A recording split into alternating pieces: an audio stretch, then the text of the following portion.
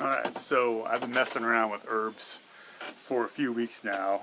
Some that are specific to hair, some that kind of address more of the underlying energetic issue that I think is the problem with hair loss. But this one does both. So Eclipta is an herb that's used in traditional Chinese medicine, Ayurveda medicine, and homeopathy specifically for the hair. And they all use different formulations of the herb, and so I've been messing around and trying to make those. So I thought I'd make a video about that. So this is my herb board. I'm pretty satisfied with it. So I got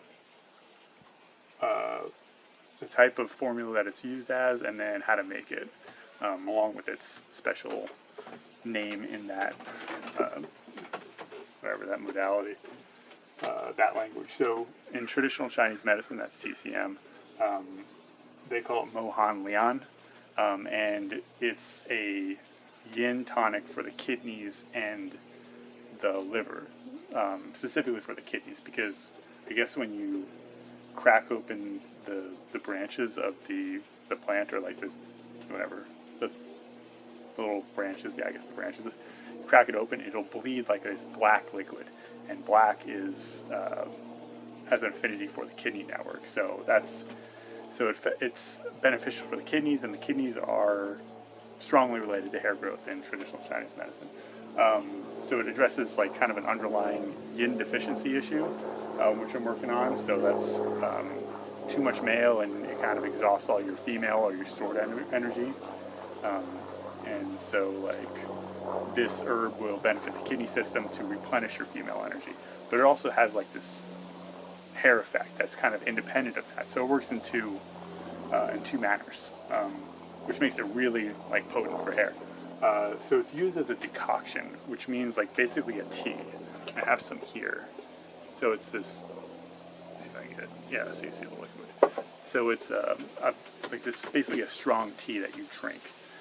And it's part of this formula called urji, and it's boiled with, it's made with this ligustrum fruit.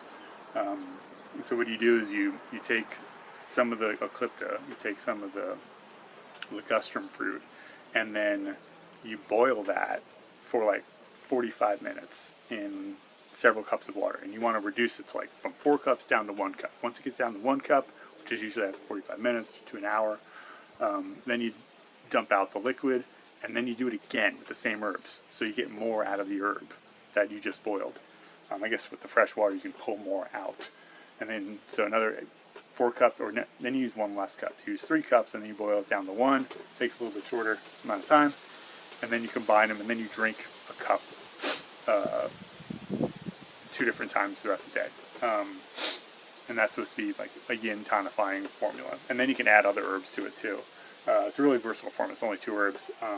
One of them is Eclipta though, so it'll benefit the kidneys, and it'll have a hair stimulating effect. It'll also darken the hair too, guys, because of that black liquid. Anything black will make your hair darker. It'll help you keep the color in your hair. So I'm trying to like get in the shade, so I'm not just getting like whitewashed out, but I don't think it's going to happen.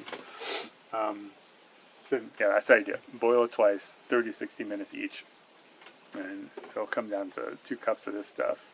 And then technically you're supposed to take the ligustrum fruit and then steam that in honey wine overnight. So honey wine is a mead, which is a mixture of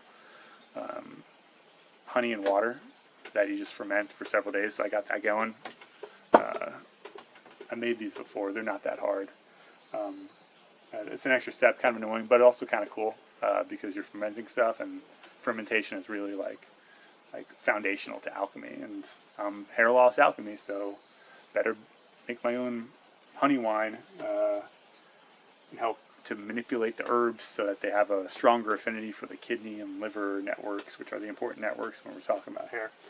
So anyway, that's what traditional Chinese medicine does. I'm going to scooch over. I'm going to talk about Ayurveda.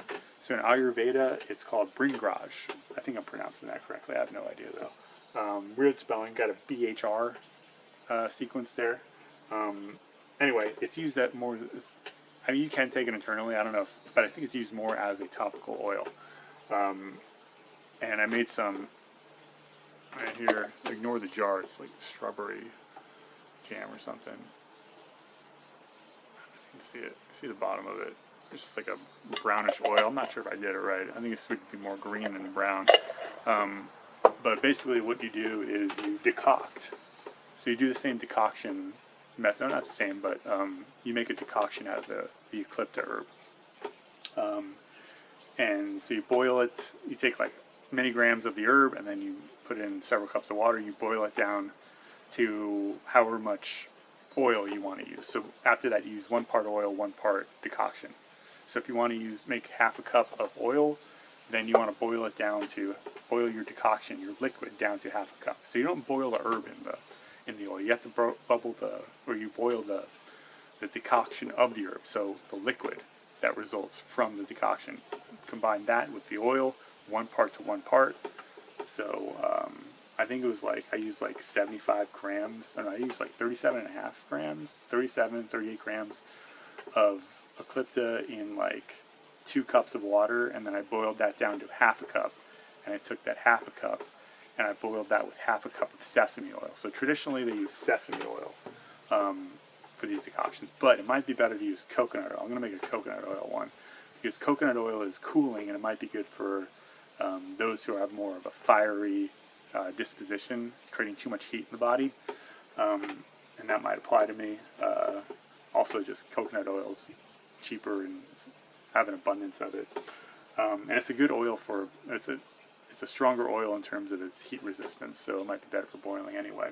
So anyway, you boil the liquid decoction with the oil until all of the water evaporates, and then there'll be some solids left over. You separate the solid from the oil, like run it through a cheesecloth, and then you have bhringraj oil. So this one I use sesame, so I think it's a little browner because of the sesame. I don't know.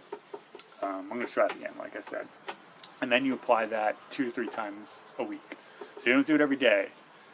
You have to space it out a little bit. I kind of forget why, but I guess it could create too much buildup, and it's like too much. I guess maybe it's like too much of an energetic effect too frequently. I'm not really sure, but it makes sense to do it less frequently. I guess like the oil could have problems with too much oil on your hair, and then you wash it out the next day. And I'll make a video of what I've been doing to wash my hair, because you don't want to shampoo it. You don't want to use even egg. Don't even use egg, because it'll strip all your hair oils. So it's kind of annoying. But sesame oil it's a lighter oil, and so it actually will absorb pretty well into the hair, and it doesn't create like a gunky, oily mess in your hair, in my experience. So yeah, so that's what we do. Decoct the herb into a liquid, and then you combine the liquid with the oil, and then you boil that until all the liquid evaporates. Then you have bhringraj oil, basically. And you can find instructions online to do that too. And then, is that blocking that? I don't know. And then the last modality is homeopathy. And it's sort of homeopathy because it doesn't, it's sort of not, because like they don't actually dilute the Eclipta into a homeopathic remedy. They just use the mother tincture. The mother tincture is basically an alcohol extract. I forget, it might be 10 parts to 1. Anyway, an alcohol extract is basically you take the herb and you soak it in alcohol, which I'm doing. So I got like high proof organic grape alcohol, which is like basically like really strong brandy, not 190 proof, and then you soak the herb in the alcohol straight up. You don't even dilute it with water. So as far as I understand it, but I could be wrong. And then you wait like 4 to 6 weeks. So it takes a while. And then you take the extract, you separate the alcohol part from the herb, and then you drink droplets of the liquid. That's it. And it's supposed to be really good for hair growth. So I'm excited for that in 4 to 6 weeks. How long? I might have started that last week. So in 3 to 5 weeks. And then they also use it as a topical oil. I'm not really sure, but like some herbal infusion, maybe a cold infusion. I don't know what they typically do in homeopathy for topical oils, but those are the other. So you don't have to do like, you don't have to, but I'm doing it the Ayurveda style. But the other ways to make herbal infusions, you can do like a double boiler method, where you boil the herb in the oil itself, but you don't have it directly like touching the flame. It's like boiling water will heat another bowl that contains oil and the herb, and so that heating will draw the plant compounds out, the essence of the herb out into the oil faster. And the other method is just like cold infusion, where you just mix the oil and the herb, and then you just let it sit for like a month, or like 4 to 6 weeks.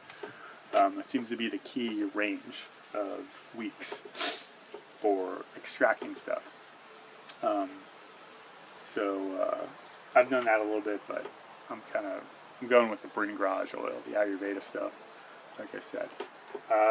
And then for the extract, I think it's 10 to 1 for normal homeopathic remedies, but I might have done 5 to 1. I kind of forget. Maybe it says on the label. It does. It says 5 to 1. I did 5 to 1. I think that's Samuel Hahnemann ratios, which was the guy who like developed homeopathy back in the 1700s. So that's it. I'll show you the bag. This is the herb. I got this from First Chinese Herbs Direct. I'll post a link. I'll post some links to like where I got the herbs, the ligustrum fruit, and the Eclipta. If there's anything else. Oh, the alcohol. And none of them are affiliate links. It's just all free information. Free advice. Not really advice, more just free information. So left it at that. Anyway, I'm messing with Eclipta. That's the way I've been messing with it. See how it goes.